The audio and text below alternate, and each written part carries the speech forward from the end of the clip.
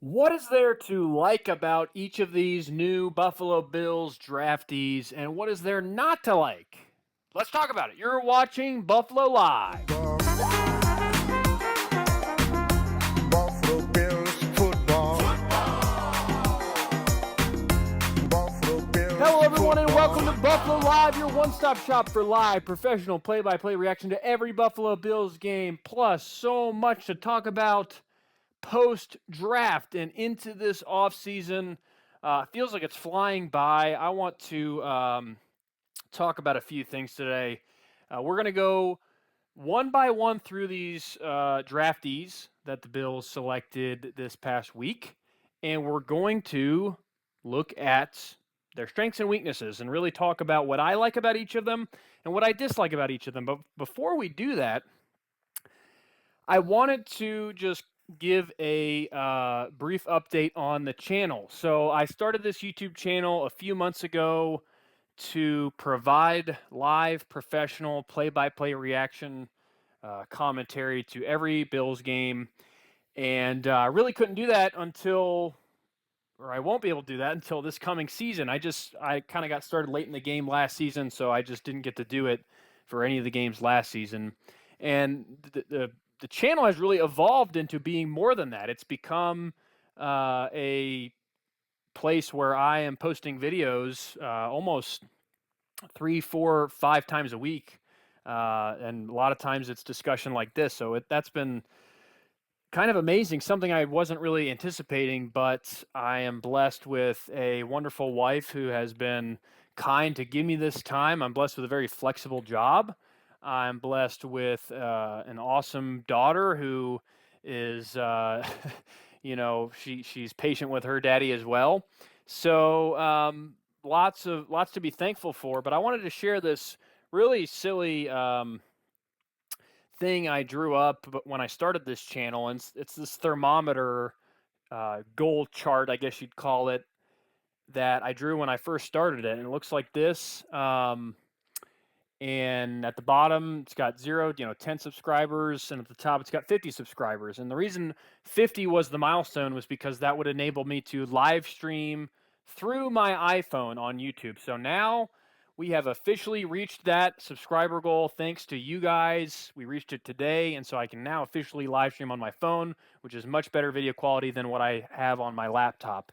So I am so grateful. It's humbling and shocking to me that anyone would find what I have to say interesting about the Buffalo Bills, but I am just so truly appreciative. I've had so many friends share such kind words about the channel. Guys asking me if I was going live during the NFL draft. I'm like, why would you want to listen to me talk about the draft, as opposed to the actual experts? Super humbling, super grateful for everyone's support. It's been amazing. And so I just, every time I work on this channel, it doesn't feel like work because I love doing it so much. And so I think that's why I've had so much momentum and just so much fun doing it. It doesn't feel like work. So thank you from the bottom of my heart. And with that said, let's get into it. So 2024 Buffalo Bills draft prospects. We had 10 guys selected, and let's talk about each of them. One thing I like and one thing I dislike. So, first of all, let's go, from the earliest selection all the way down to the last selection. So, first we have wide receiver Keon Coleman out of Florida State. One thing I like about Keon Coleman is his athleticism and his play speed. If you watch the video that I posted earlier today, it was some combine highlights, and Coleman infamously had one of the slower 40-yard dashes out of the whole batch of wide receivers that came out. However, one thing you can hear if you listen to that video is he had the fastest gauntlet time out of any wide receiver at the combine. So playing wide receiver there's more to it than just running a 40-yard dash without football pads on as fast as you can. And so, I get it. The Chiefs Kingdom fans are super pumped about Xavier Worthy. I think he's got a lot of potential, but the smart Chiefs fans know that there's more to playing football than just running fast in a straight line, and that's what Keon Coleman provides. He ran that gauntlet time, like I said, faster than anyone else. And Charles Davis, also, you can hear him say that means he's very confident in his hands, right? Otherwise, you're not running very fast. He's very confident in his hands. So we needed a guy like that who's got great hands, great ball skills. That's Keon Coleman. One thing I dislike about him is his success rate against man coverage. 62.7% of his routes against man coverage were deemed a success. That's not a high percentile, and that comes courtesy of Matt Harmon at Reception Perception. So we'd like to see him develop more into a man beater, but he does succeed well in zone coverage. So, maybe the Bills will kind of note that and try and target, guys like Curtis Samuel and Khalil Shakir when Josh Allen is reading man coverages, and then during zone, they can really use Keon Coleman. So, but, hopefully he'll develop out of that anyways.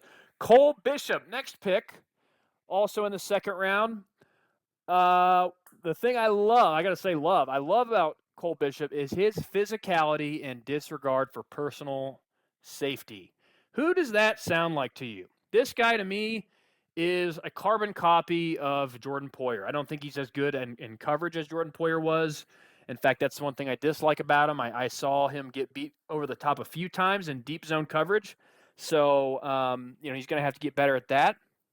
But I think Bishop will excel more in the Jordan Poyer role more than the Micah Hyde role. That is to say, I think he can definitely be used, as almost like a Taron Johnson, Jordan Poyer type player, stuffing the run, coming in on blitzes, that type of player. I think he's going to be really great for this team. But yeah, dislike is just that deep zone coverage. I think he's really got to expand his game there. DeWayne Carter is our next player.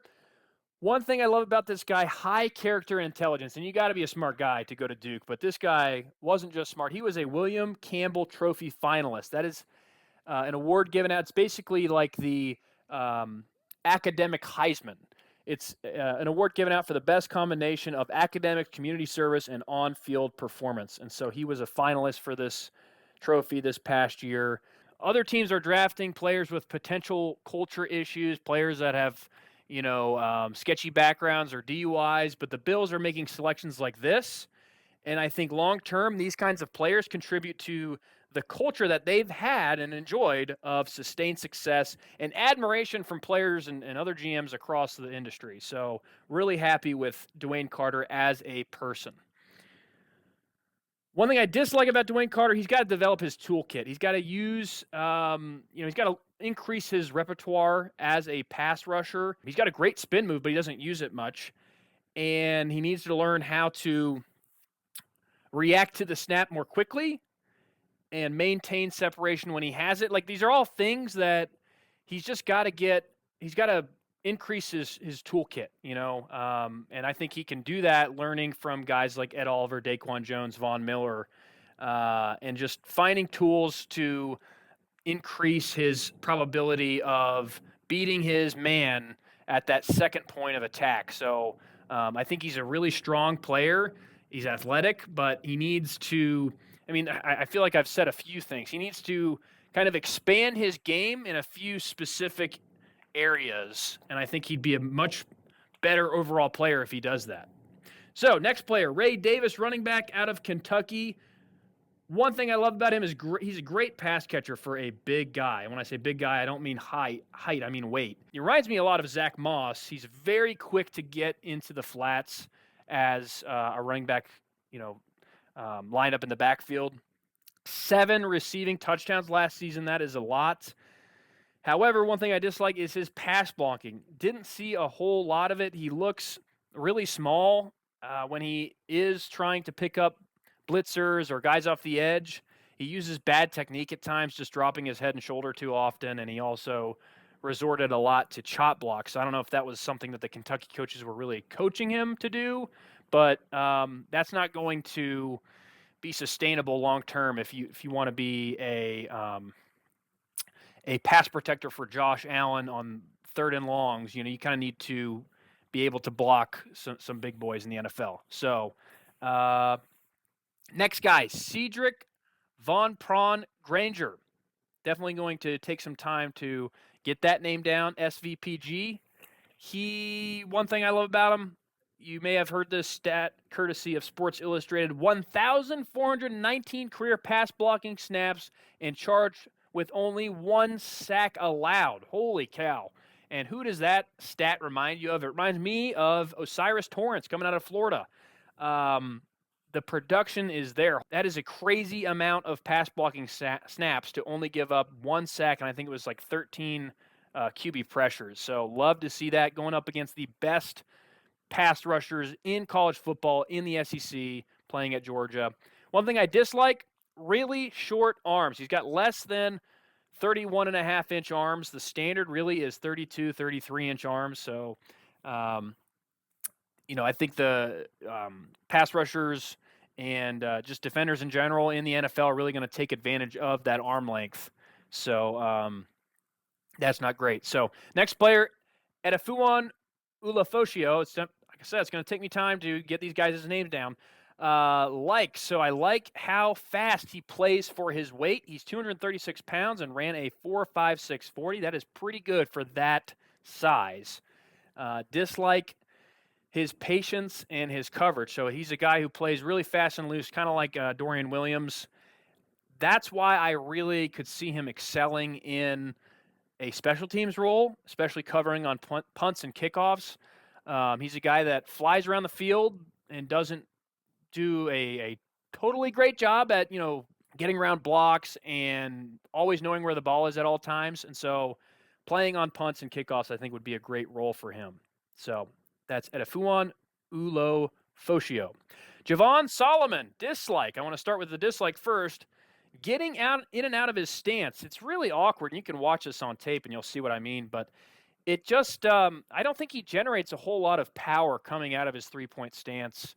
And that's why I kind of think that there's a higher ceiling to him. If he did learn a better technique on how to use that burst immediately after the snap and out of his stance, I think he'd be a lot better. So my like is that he's super athletic. He's got a super high ceiling, enormous hand size, top of the class, 10.75-inch hands. I know I don't know. I use decimals. It's easier for me. But yeah, 10.75-inch hands. That's really, really big hand size. So, and you've probably heard it already. The sack production was insane. He led the whole country in sacks with 16 last season.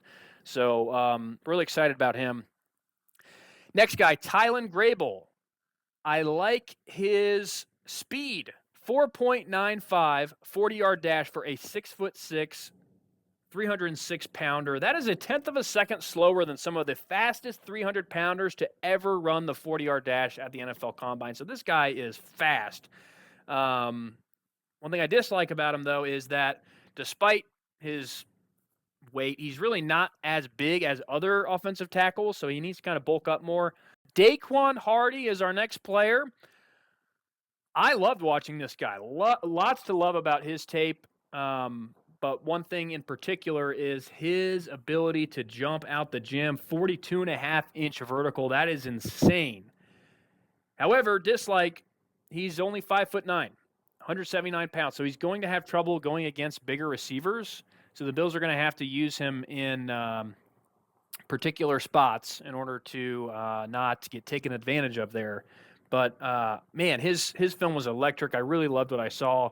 Reminds me a lot of a Dane Jackson pick, him being a 6th rounder. Dane Jackson was a 7th rounder, but just still guys out of PA that play cornerback and were probably overlooked by other teams. I loved what I saw from Daequan Hardy. Travis Clayton, last pick for the Buffalo Bills. A dislike is he's completely raw. Has he ever put on football pads? I don't know. One thing I do like about him, though, is he's completely raw.